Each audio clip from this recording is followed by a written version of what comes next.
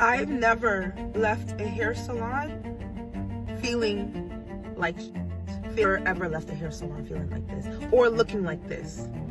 So now let's pause right here because this video went viral. But what really stood out to me wasn't just the emotion. It was how many professional standards were missed in one appointment.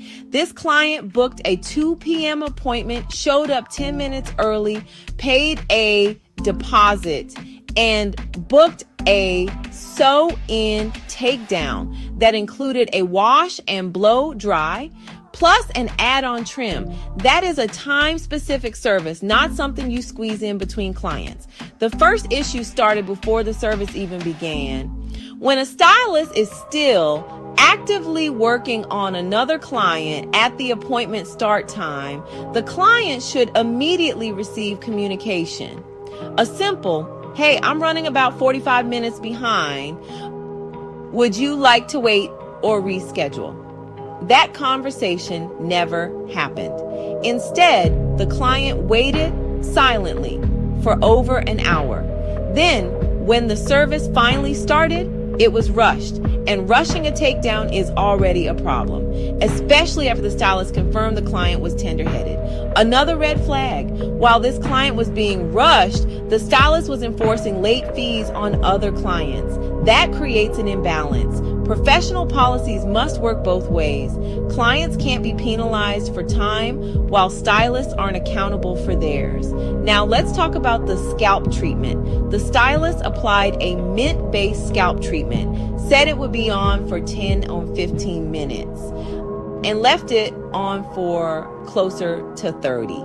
For clients with sensitive scalps, mint treatments can become painful very quickly, which is why timers and check-ins matter. When the client asked for help, the treatment was removed by front desk staff who clearly weren't trained. And that's not just bad service, that's a liability issue. By the time this client left, it was 5 p.m. The hair was not blown dry. The trim was never done. The service wasn't completed, and yet the time and emotional energy were fully spent. And the biggest issue here, this client didn't leave upset because of hair. She left upset because she felt disrespected, rushed, and undervalued. That's how salon experiences turn into viral videos. Now, let's talk about how this should have been handled the correct way as a professional hairstylist. First, time management and communication. If you're running late, notify the client before they arrive. Give a realistic start time. Offer the option to reschedule or refund the deposit. Silence is not professionalism.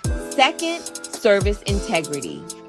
If a client books a sew-in takedown with wash and blow dry, that service needs a dedicated time block, no rushing, no double booking. If you don't have the time to finish, don't start the service. Third, scalp and treatment safety.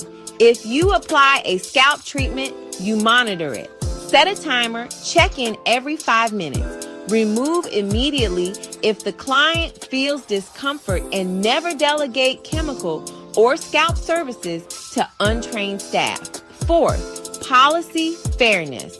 If clients are charged late fees, stylists must also respect start times. Professionalism goes both ways, always. Final quick tips, on-screen bullets for stylists. Stop stacking appointments that don't overlap safely. Never rush takedowns or scalp services. Communication saves your reputation. For clients, ask, what time will my service actually start? If it's vague, reschedule discomfort is a stop sign, not something to tolerate. If this breakdown helped you, make sure you like and subscribe for more real salon education.